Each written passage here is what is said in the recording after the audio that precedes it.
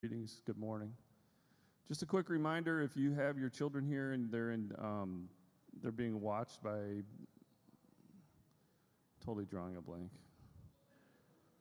The fine ladies who are watching children this morning, please, when this class is over, please go get them and supervise for the next 10 minutes or so until service starts again, and then you can take them back and drop them off again. This morning we're going to be in Mark and Luke. And then next week we will do Matthew, and then we will finish on the 10th in the Gospel of John. So we are in the Gospels, the good news. Let's pray together and we'll get started. Father, as always, thank you for bringing us together safely and for allowing us to gather in your name and enjoy the fellowship that you have for us through your Spirit. Pray that you would bless us to relax, to settle in, to feel your presence, to be teachable this morning, to put all other concerns and distractions aside, and to enjoy your teaching. Thank you for Barry and all of his knowledge, all of his experience, all the things that he has to share. Bless him as he proclaims your good news this morning. Amen.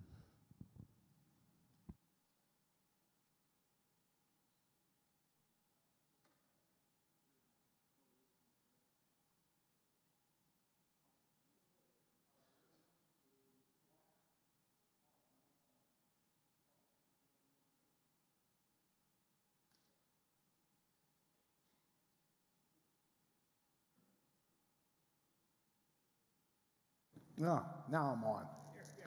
Okay. We're going to look at the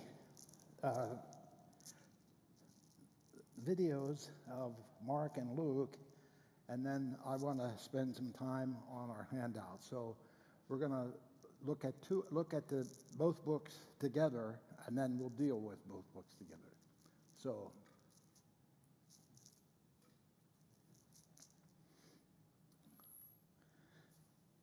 The Gospel according to Mark.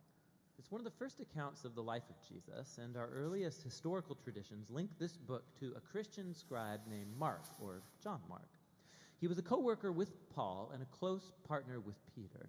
And in fact, an ancient church historian named Papias, he recalls that Mark had collected all of the eyewitness accounts and memories of Peter and then shaped them into this account. But Mark didn't just randomly throw the pieces together. He's carefully designed this story of Jesus.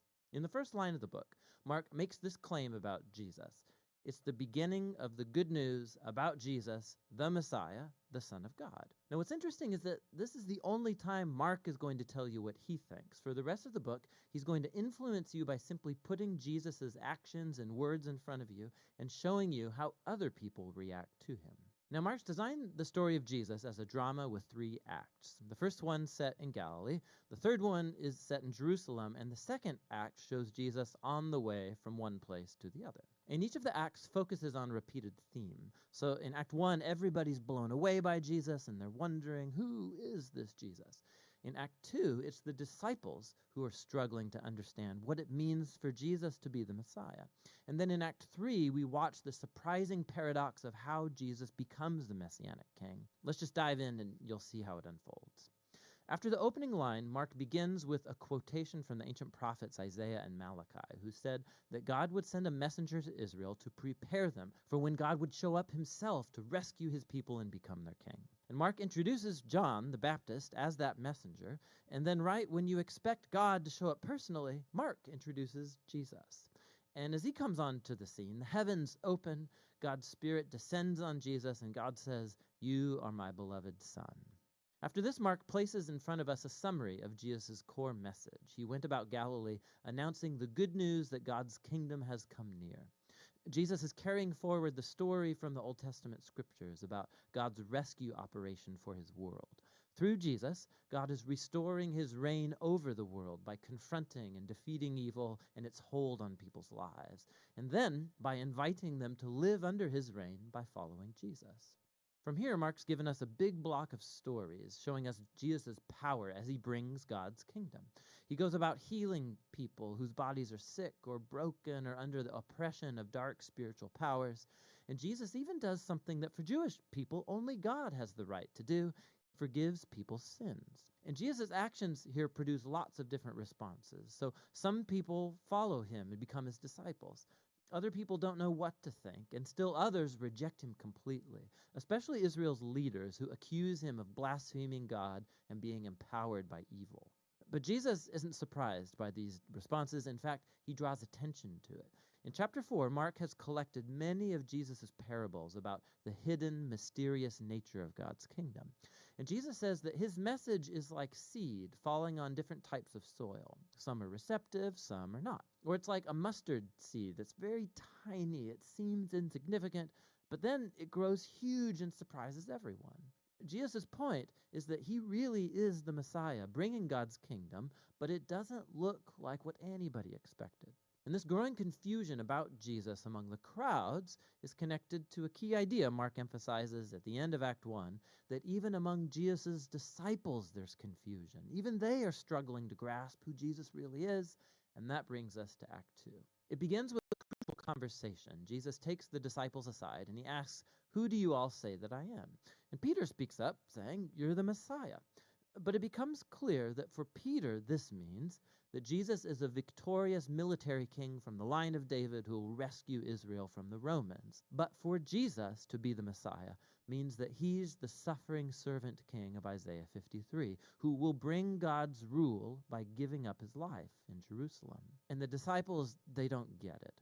They think following King Jesus is going to mean fame and status and importance, and Jesus makes it clear that following him is actually like dying, like carrying your own cross. It means rejecting violence and pride and selfishness and giving one's life out for others in acts of service and love. He has the same conversation with them 2 more times, and it all culminates in Jesus' important statement that the Son of Man did not come to be served, but to become a servant and give his life as a ransom for many.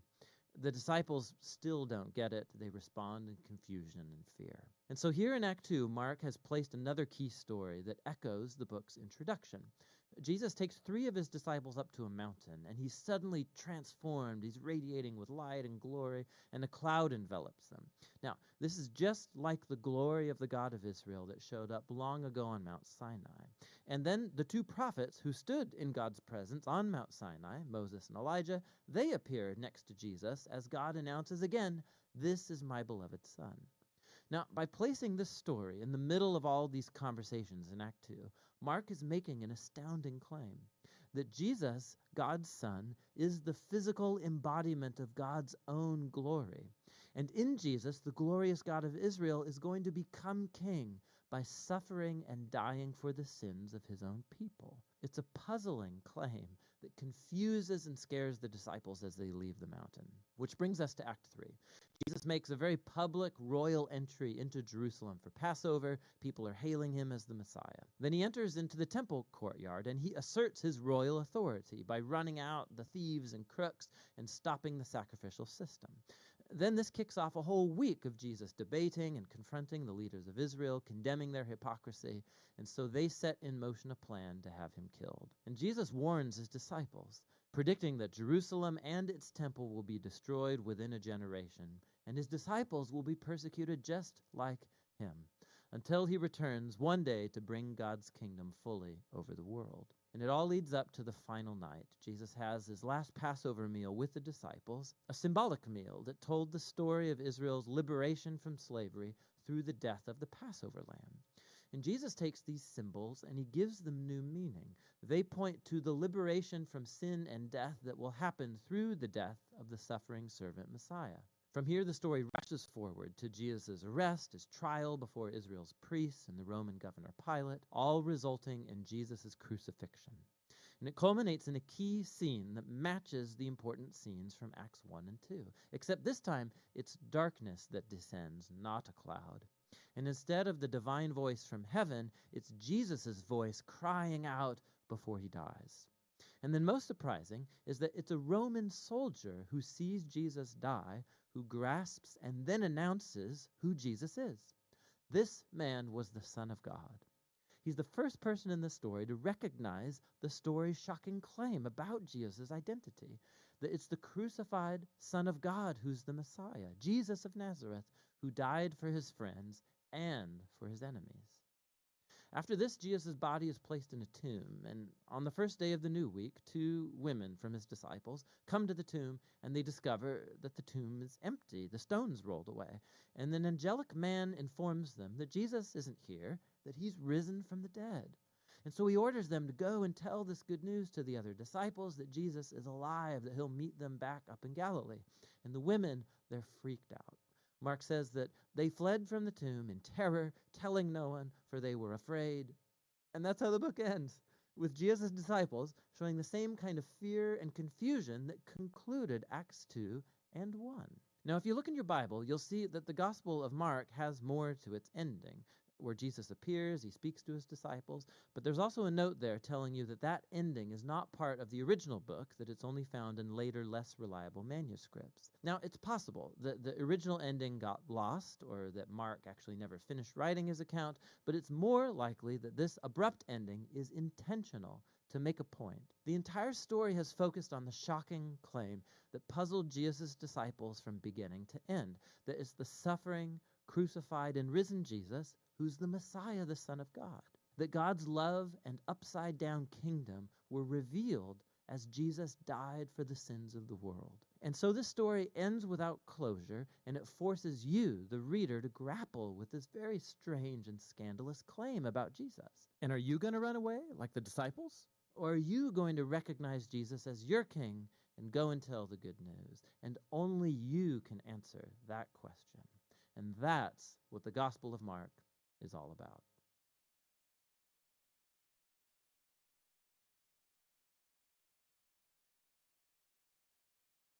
The Gospel according to John. It's one of the earliest accounts. Of Jesus' life, and we learn at the end of the book that it comes from Jesus' life, and it's actually part 1 of a unified 2-volume work, Luke Acts. If you compare the opening lines of both of these books, it's clear that they come from the same author. And there are internal clues in the book of Acts, as well as an early tradition that identifies the author as Luke, the traveling companion and co-worker of Paul the Apostle, who we know was also a doctor. Luke opens his work with a preface telling us how and why he wrote this book. He acknowledges that there's many other fine accounts of Jesus' life out there, but he wanted to go back to the eyewitness traditions of as many early disciples as he could, in order to produce what he calls an orderly account about the things that have been fulfilled among us. Now that word fulfilled shows us why Luke wrote this account. For him, the story of Jesus isn't just ancient history. He wants to show how it's the fulfillment of the long covenant story of God and Israel, and bigger than that, of the story of God in the whole world. The book's design is fairly clear. There's a long introduction that sets up the stories of John the Baptist and Jesus. Then in chapters 3 to 9, Luke presents a robust portrait of Jesus and his mission in his home region of Galilee. After that, the large midsection of the book is Jesus' long journey to Jerusalem, which leads to the story's climax, Jesus' final week in Jerusalem leading up to his death and resurrection, which then leads on into the book of Acts. In this video, we're just going to focus on the first half of Luke's gospel. The extended introduction tells in parallel the birth stories of John the Baptist and Jesus. So you have this elderly priestly couple, Zechariah and Elizabeth, and then this young unmarried woman, Mary and Joseph. They both receive an unlikely divine promise that they're going to have a son. Both promises are fulfilled then, as John and then Jesus are born, and both parents sing poems of celebration. Now these poetic songs, they're filled with echoes from the Old Testament, psalms and prophets, showing how these children will fulfill God's ancient promises. But these poems also preview each child's role in the story to follow. So John is the prophetic messenger promised in the Torah and the prophets who's going to prepare Israel to meet their God. And Jesus, he's the messianic king promised to David, who's going to bring God's reign over Israel and God's blessing to the nations, just like he promised to Abraham. After this, Mary brings Jesus to the Jerusalem temple for his dedication, and 2 elderly prophets, Anna and Simeon, they see Jesus and they recognize who he is. And Simeon sings his own song, a poem inspired by the prophet Isaiah. He says, "This child is God's salvation for Israel, and he will become a light to the nations."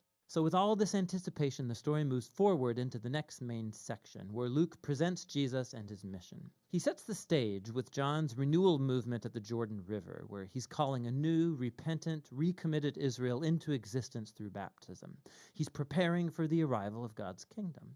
And then Jesus appears as the leader of this new Israel, and he's marked out by the Spirit and the voice of God from heaven. He is the beloved Son of God. After this, Luke follows with the genealogy, and it traces Jesus' origins back to David, then back to Abraham, and then all the way back to Adam from the book of Genesis. Luke's claiming here that Jesus is the Messianic King of Israel who will bring God's blessing, but not only to Israel, the family of Abraham. He is here for all the sons of Adam, for all humanity. After this, Luke has strategically placed the story of Jesus going to his hometown Nazareth, where he launches his public mission. At a synagogue gathering, Jesus stands up and he reads from the scroll of Isaiah, saying, "The Spirit of the Lord is upon me, to preach good news to the poor and freedom for the prisoners, new sight for the blind and freedom for the oppressed." Now, along with the other Gospels, Jesus is presented here. He's the Messianic King bringing the good news of God's kingdom. But what Luke uniquely highlights are the social implications of Jesus' mission. So he brings freedom. The Greek word is aphesis. It literally means release, and it refers to the ancient Jewish practice of the year of Jubilee described in Leviticus 25. It's when all Israelite slaves were released, when people's debts were canceled, when land that was sold is returned back to families. It's all a symbolic reenactment of God's liberating justice and mercy. And then Jesus says that this good news of release is specifically for the poor. Now, in the Old Testament, the poor, or in Hebrew, ani, it's a much broader category than just people who don't have very much money. It refers also to people of low social status in their culture, like people with disabilities or women and children and the elderly. It also can include social outsiders, like people of other ethnic groups, or people whose poor life choices have placed them outside acceptable religious circles. And Jesus says that God's kingdom is especially good news for these people. So after this, Luke immediately puts in front of us a large block of stories, showing us what Jesus' good news for the poor looks like. It involves the healing of a bedridden sick woman, or a man who has a skin disease, or someone who's paralyzed. There are stories here also about Jesus welcoming into his community a tax collector like Levi, who's not financially poor, but he is a social outsider. There's a story about Jesus forgiving a prostitute. Luke's showing us how Jesus' kingdom brought restoration and reversal of people's whole life circumstances. He's expanding the circle of people who get invited in to discover the healing power of God's kingdom. And as Jesus' mission attracts a large following, he does something even more provocative. He forms these people into a new Israel by appointing over them the 12 disciples as leaders corresponding to the 12 tribes of Israel. And then Jesus teaches his manifesto of an upside-down kingdom, or as Luke calls it, the sermon given on the plain. He says God's love for the outsider and the poor means that his kingdom brings a reversal of all of our value systems. He is here to form a new alternative people of God who are going to respond to Jesus' invitation by practicing radical generosity, by serving the poor, people who are going to lead by serving and live by peacemaking and forgiveness, people who are deeply pious but who reject religious hypocrisy. Now, Jesus' radical kingdom vision, his claim to divine authority, it starts to generate resistance and controversy, especially from Israel's religious leaders. His outreach to questionable people, it's a threat to their religious traditions and their sense of social stability. And so they start accusing Jesus of blaspheming God, of being a drunk and mixing with sinners. And so this section culminates in a new revelation of Jesus' mission to his disciples.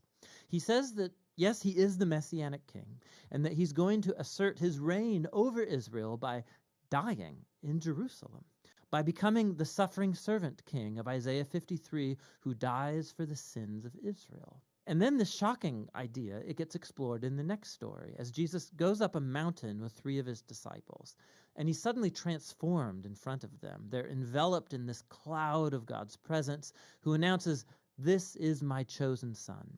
And then Moses and Elijah are there, the two other prophets who encountered God's presence and voice on a mountain. And Luke tells us that they're talking together about Jesus' exodus that he was about to fulfill in Jerusalem. Now, that Greek word exodus, it's a clear reference to the Exodus story.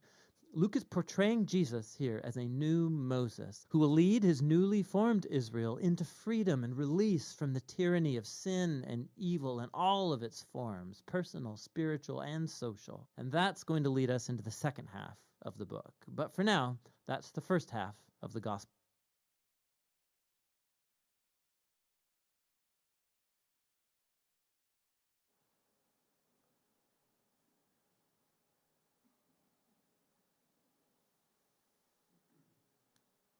The Gospel according to Luke. In the first video, we explored Luke's portrayal of John the Baptist and Jesus as the fulfillment of the story of Israel and of God's promises told in the Old Testament scriptures. We then watched Jesus launch his mission and bring the good news of God's kingdom to the poor among Israel, people of low social status and also people who are outsiders. And Jesus taught that his kingdom is upside down. It's a reversal of all of our common social values. This section culminated with Luke showing us how Jesus was a new Moses about to bring a new Exodus by his death in Jerusalem. And so we come to the large center section of the book, where Jesus leads his newly formed Israel on a journey to Jerusalem.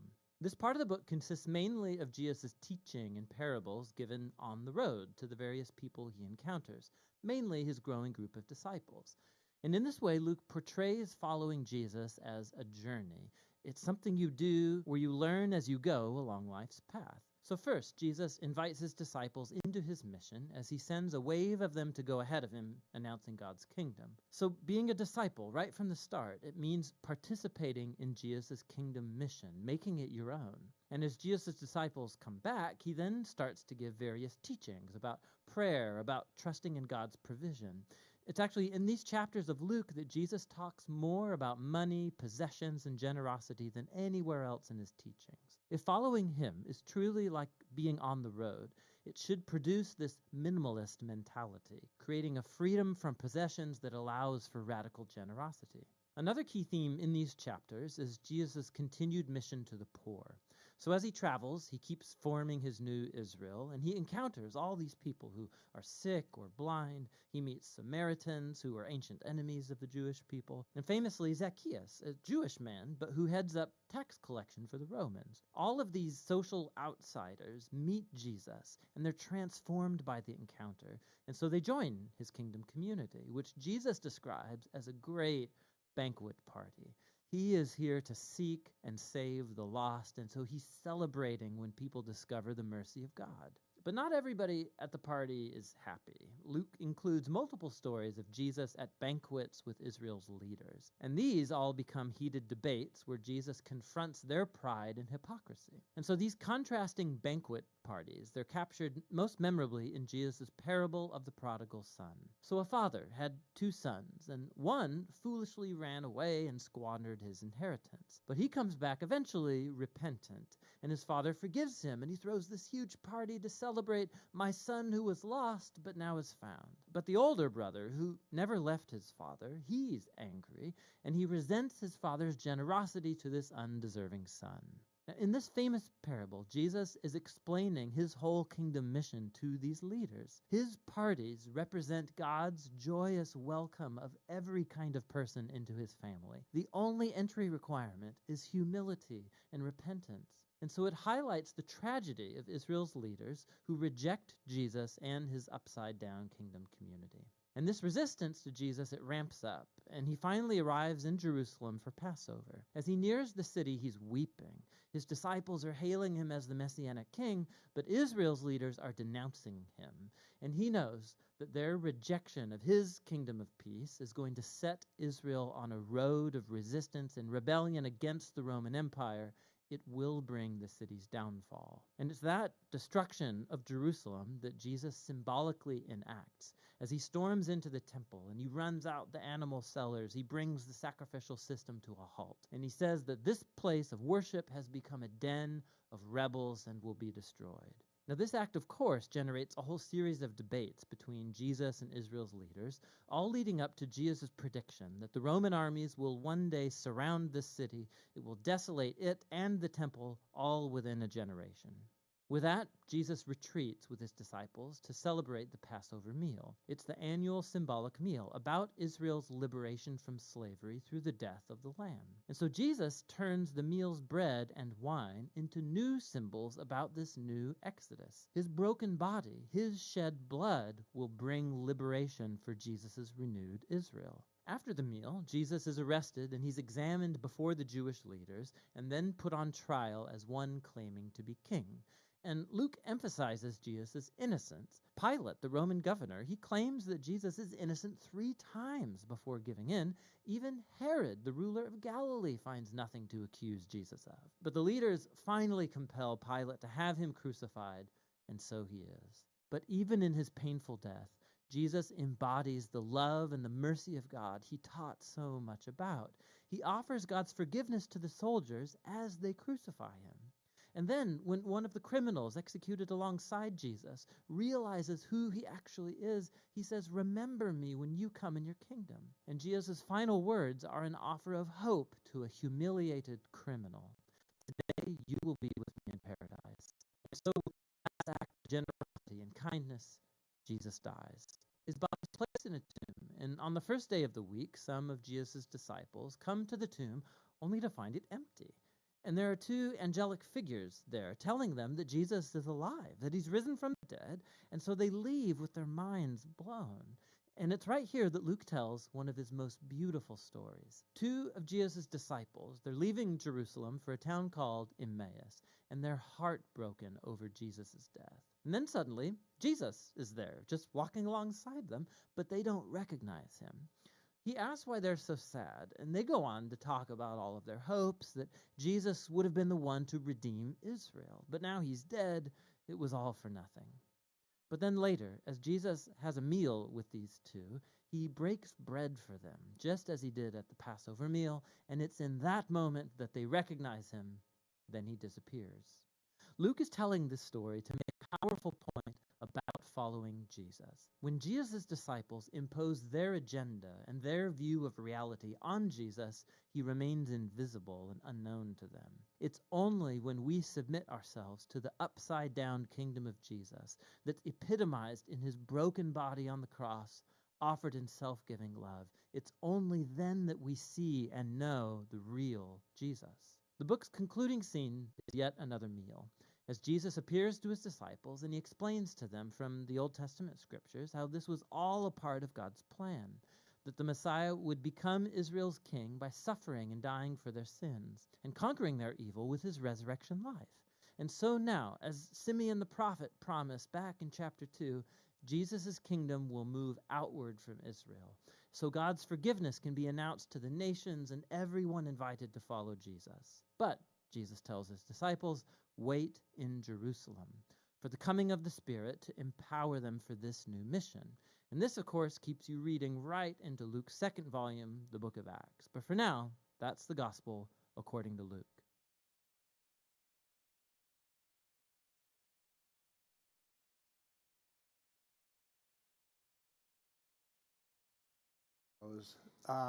Awaken within you the need to open your Bible and read.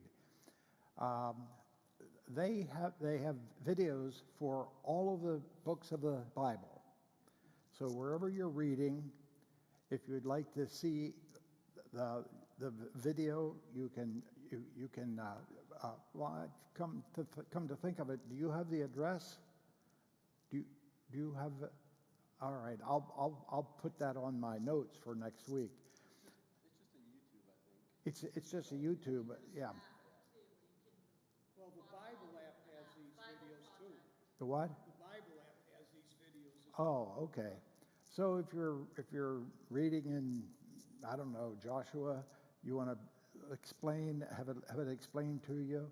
I think these videos in the New Testament are really good because they set the stage. For example, they provide outlines and let you read the outlines as you will. Well, let's spend a little time on the handouts, and let me ask you to go to the second page, Chronology of New Testament Church, New Testament Canon. What I've done here is I've laid out the books according to the way they were written, that is, according to the time that they were written.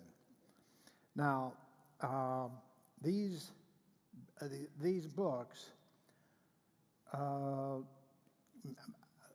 we cannot know pretty much when they were written. We know that Hebrews had to be written before Jerusalem was destroyed. We know that Revelation was written from the island of Patmos, and it had to be at least 85 A.D. because John was put over there by a Roman governor.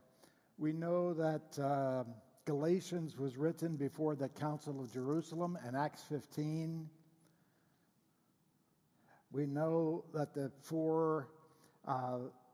books, Philippians, Ephesians, Colossians, Philemon, are prison epistles, though whether or not that means they were written from the same prison. You see that I've suggested Rome and Caesarea. I personally think that Philippians was written in the Caesarean prison, and maybe the rest of them either in Rome or in Ephesus, but that would affect the date. Now, you'll notice that we started with Mark today because Mark is the oldest. You go down about 7 lines in there, and there you have Mark. And then you go down another 7 lines or so, and you have Luke. And then you go down about 5 lines, and you have Matthew. And then you go down to near the end, and you have John. So that's the sequence of the books. We are pretty sure of the date of Luke because of the book of Acts. But it's possible that this would need adjusting as well. What year did Jesus die? Yeah, what year did Jesus die? AD 30. That's the view that I take. I could spend a little time on that, but I won't. So the book of and notice this is all the writings of the books of the New Testament. This means that the entire New Testament was written by 8 men. If you think about it, James. James is the brother of Jesus, not James the disciple, the apostle. The reason that we know that is that James the apostle was killed in Acts chapter 12. He was killed by Herod Antipas, and so we assume that this is James, the brother of Jesus. I've given you some information here that you can check out if you want to. And then Paul writes from Galatians. He writes a total of 13. And then John Mark writes his gospel. Then Luke, his gospel and Acts. Then Peter, 1st and 2nd Peter. Then Matthew. Then Hebrews. Then John. 8 men wrote the entire New Testament. So let's consider my other outline here of the 2 books, and in Luke, in Mark. Excuse me, it's Mark.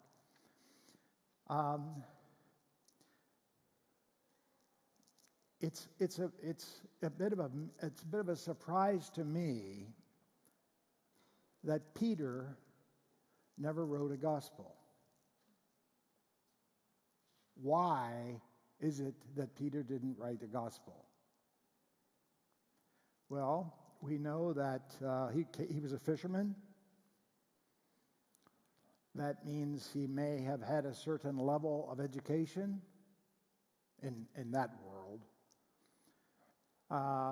And so it is mysterious that Peter, the disciple that is closest to the Lord, never wrote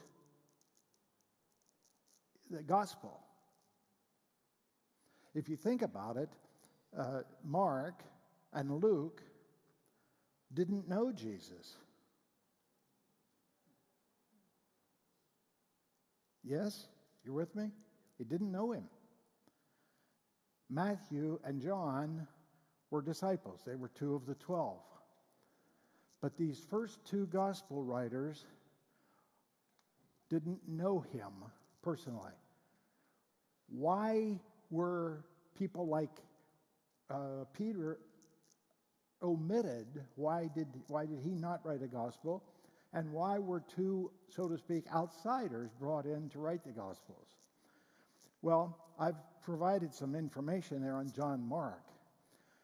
You remember John Mark, we remember from the book of Acts that John Mark was related to Barnabas, the person who went on the first missionary journey.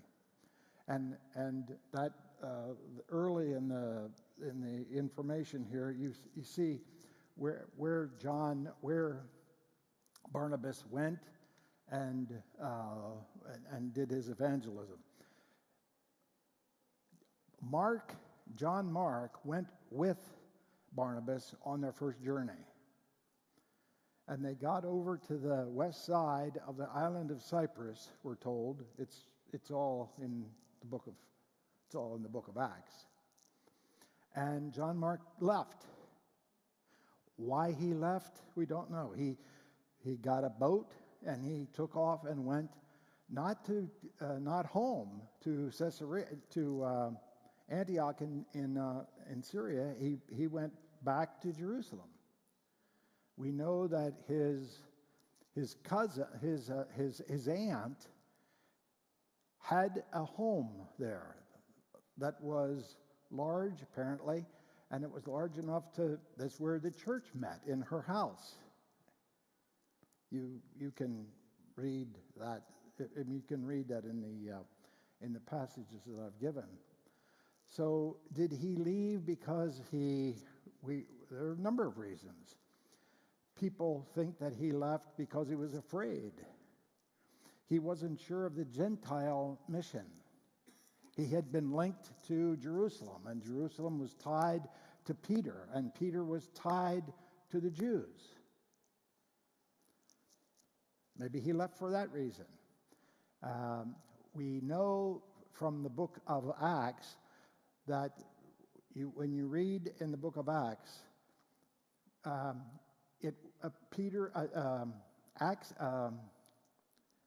Paul and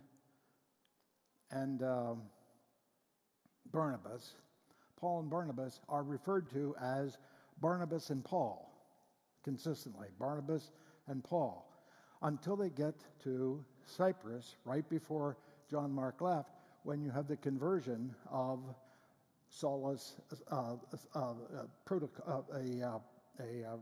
Roman governor. And so from that point on, Saul is Paul in the Bible. He had been Saul, now he's going to be known as Paul. And it's always Paul and Barnabas.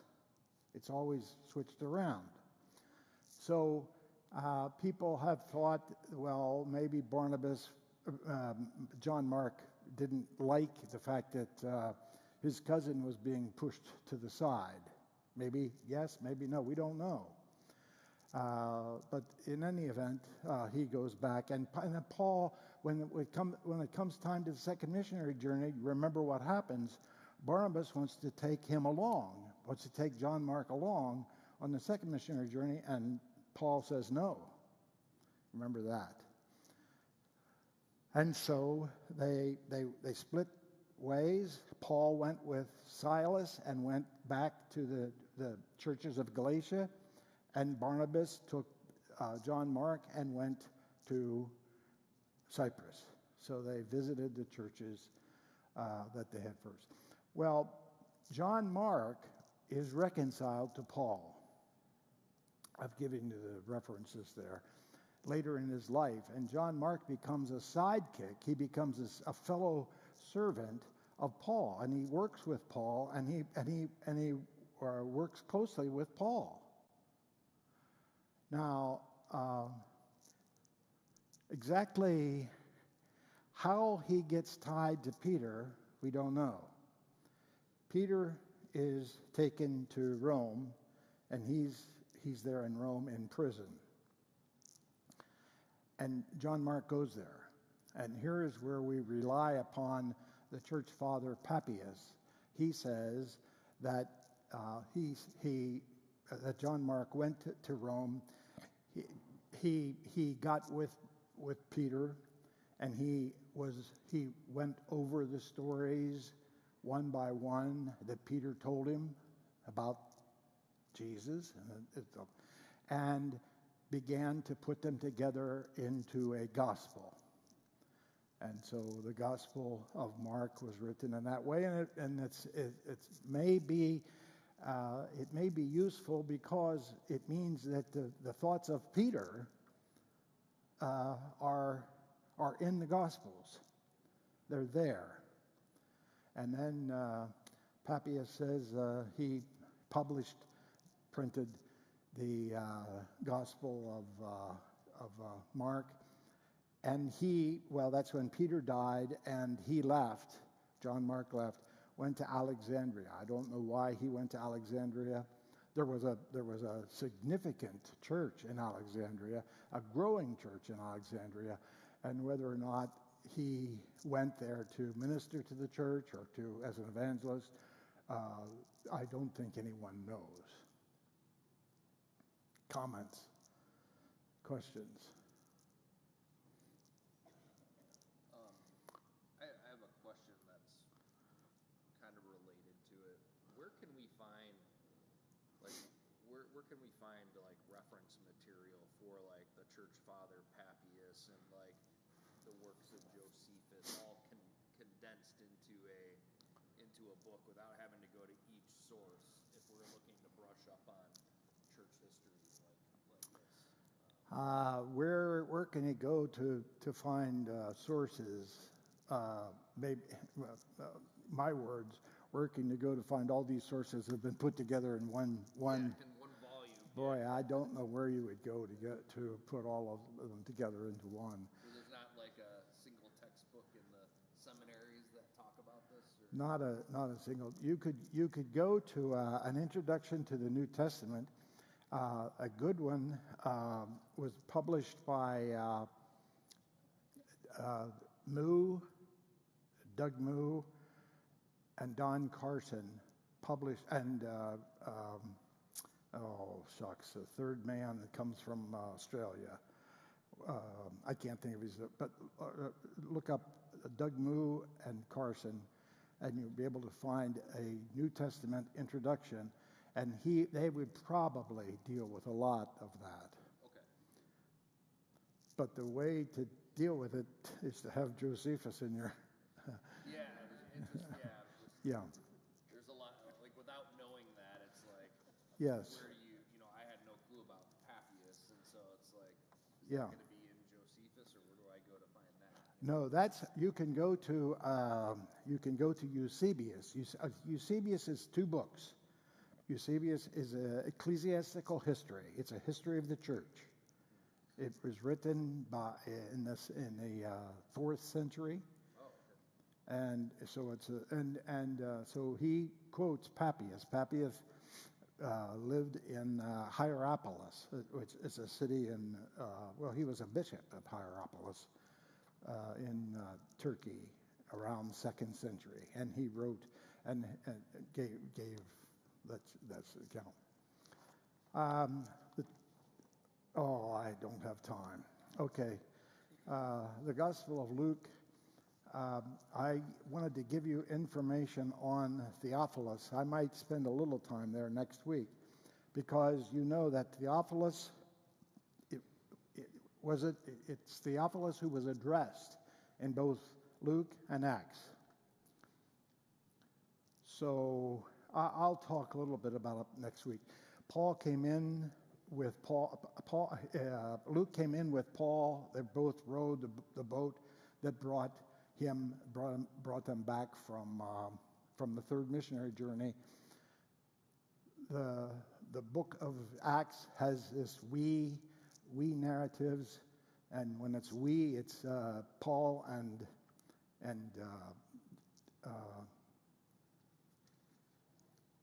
Luke together, and you see that Luke came back with him, and then Paul was arrested and sent to Caesarea, and he spent 2 years there. So he spent 2 years before he appealed to Caesar and was taken to Rome. Yes? During those 2 years, Luke conducted eyewitness accounts, and got his account to write the Gospel of Luke and the book of Acts, and then published them together. I might spend a little bit of time on that next week, but next week we'll deal with Matthew, and we're trying to deal with the Gospels in their chronological order. Yeah. I'm just waiting for you to finish, Barry. Yeah, okay. As always, thank you, Barry. Some fascinating stuff to investigate further. Pray with me. Lord, thank you first for your good news, and thank you for making it available to us and giving us the freedom to openly worship and study and learn more about you. Thank you for your Holy Spirit who guides us into all truth. Bless us to enjoy the rest of the service today and to be changed. I pray that your word would go out boldly and with power, and that everyone would be touched. Amen.